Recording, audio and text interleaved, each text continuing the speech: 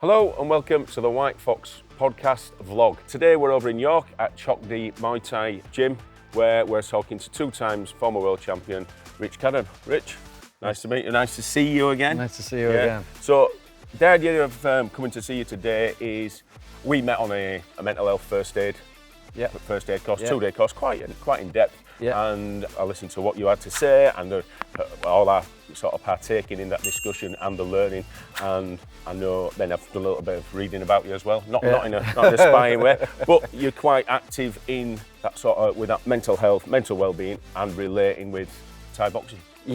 Martial arts. So this is, like I say, talking to any kind of high-level sportsman. It starts talking about that first 10% is physical, the other 90% is mental. So this is what kind of led me down that road of seeing how different people think, and it's not just this is my gospel, this is how I do it. It taught me a whole host of other tools. So I started to get into NLP, so neuro-linguistic programming, which there's elements of hypnosis and stuff like that in there. There's systems and protocols, so a bit of CBT, cognitive behaviour therapy. And then a few other angles as well when you start talking about self-esteem and body image and things like that. So we start getting involved with strength and conditioning, diet and nutrition. And we do all that through the conduit of martial arts. So through using Thai boxing, Brazilian Jiu-Jitsu, wrestling, MMA. And that's how we put all these human performance factors through martial arts. So cool. I know from myself, I Thai box for a number of years, not to any great level, not like yourself. Back over at, with Mike Tobin in Leeds, and what I got from that was a discipline. So I won't tell you how I got into the Thai boxing, how we met, but I got a discipline. But then through that, I also got, you're doing drills, so your mind's sort of like a meditative form. Which I didn't know at the time, and also then, like you say, your training, your physical training, that's got to relate well to your mental health. Definitely, 100%. So I mean, it gives you that lifestyle plan of, well, there's 168 hours in a week. Sometimes people are in here for 1 hour a week. What are you doing in that other 167 hours? Well, that's where your lifestyle plans and your protocols kick in. Oh, I'm getting to bed on a night. Am I eating the right food? Am I eating the right? Am I fueling myself well? And then everything else kind of comes from there. So your diet, nutrition, your performance, how you're thinking, how you're talking to yourself, how much pressure you're putting on yourself. Because you'd be sure as hell the way that a lot of people talk to themselves is a lot worse than anything that any instructor's saying. So sometimes I see these things and tell people to calm down and don't give themselves such an hard time. There's a learning process to go through, and that's where the fun is. So, cool. Right, well, we're here. Shall I have a look inside? Yeah, let's have a nose here. Brilliant. Let's go.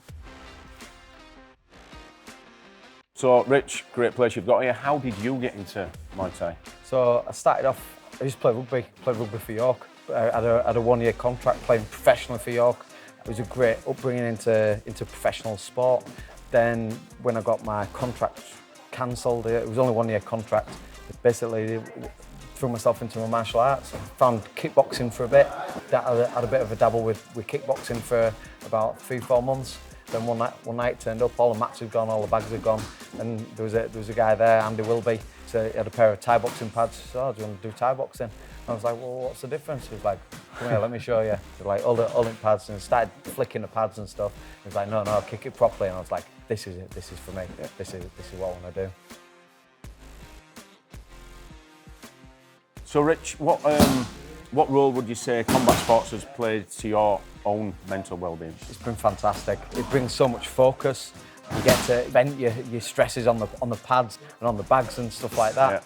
But also, when you've got someone trying to smack you in the face, you can't think about anything else. You have to switch off that little nagging voice in the back of your head that's getting involved with any kind of anxiety or overthinking or anything. Because you've got one thing to do. When you're in this ring, you're worried about the other person at the other side of the ring that's trying to smack you in the face. You can't think of it about anything else. So you're actually being, not just doing. You have to be in it. You have to be very present in the moment, and you can't be think about what happened last week. You can't think about stuff that's happening in the future. You have to be there and in the moment. So it sounds quite meditative. Yeah. It's like a moving meditation. And this is what I enjoy about it, is that you have to be very present. You have to be focused. You can't allow yourself to be distracted. And I mean, that's one of the things that they do in the Y Crew, the ritual dance before the fights. It's like almost drawing a curtain around the ring so that any of these external distractions are just kind of wiped out for that time period. So you've got benefits from the training regarding your own mental well-being. Do you see people coming in here and it's changing their mental well-being? Yeah, I mean, just the very fact that you have to be mindful over your own mindset and your own internal dialogue, how people put themselves under so much pressure to get it right. Yeah. Perfection is a double-edged sword. It's good to strive for something good, but if you're not getting it 100%, then you can kind of detract. It's like 3 steps forward, 2 steps back, and you can kind of hold yourself back from actually attaining your true potential. And so I see this in people. You see them kind of muttering themselves and like shutting down and kind of looking down and getting involved with all this, like letting that frustration get to them. Yeah, all this internal dialogue and stuff. You see it going on, even if they don't tell you. You can still see it. And this is how we get into all the mental side of things, which is also one of the reasons why I got involved with all the kind of neuroscience and neurobiology and stuff like that, understanding how people think and the actual like psychology of stuff that's going on. So yeah, this is all to do with the like neurological science. So when you're in an anxious state, you're activating your prefrontal cortex, all the area at the front of your brain. This works in like a list sequence and it works sequentially. But when you're in flow, when you're having to do lots of things all at the same time, having the coordination of all these things, you have to kind of switch that prefrontal cortex off and all the other areas of your brain start lighting up. Then you can do multiple things all at the same time, and that's how you find your flow, that ultimate performance where you're linking together the movement strategy with like the coordination, the technique and everything else. You know what, Rich? I think we've got an awful lot more to discuss. Do you think you better get in and we can do a podcast? We'll get a little bit longer and we'll just... Yeah, that'd be great. Yeah. That'd be great. Like I say, I've got loads of stories to share and loads of science and stuff, actionable hacks and things like that. Things that are going to help a lot of people. Cool, that'd be brilliant. Yeah, Thank nice you. One. And now a word about our sponsor. White Fox Talking is sponsored by Energy Impact. Oh, Energy Impact. Energy Impact are specialists in energy solutions, saving their customers money and energy, and they are leaders in their field. Thank you. Thank you, Energy Impact.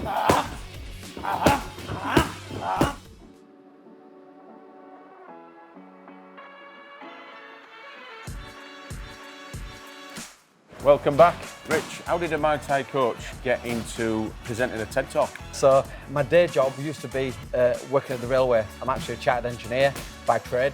And so I've got a very kind of methodical mindset when it comes into kind of building strategy and putting things in place, understanding what the mechanics are in order to take someone to that next level. This got exploited down at the local university, and one of the guys there was setting up one of the TED Talks. And they were like, oh, you've got a great story. We're talking a lot about kind of mindset and overcoming adversity and stuff like that.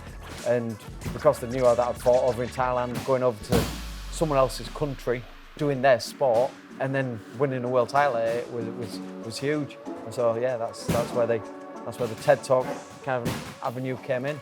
Right, cool. Yeah, it's really good as well. Yeah, I'd love to talk about that more, Rich. So I think what we'll do is leave that for the podcast. Yeah, so we can go a bit more into that, into detail with that. Thank you for your time. Now, where could people get in touch with you, find you, come and try Thai boxing? Chokdee Academy. So you can find us on Facebook, Instagram, Twitter. So on Instagram, it's chokdee.gym. On Facebook, it's Chokdee Academy. And then on Twitter, it's Chokdee Academy. And yeah, just go on down, have a nosy, and you can have a look at some of the stuff that we're doing. Great, thanks a lot. All right, thank you.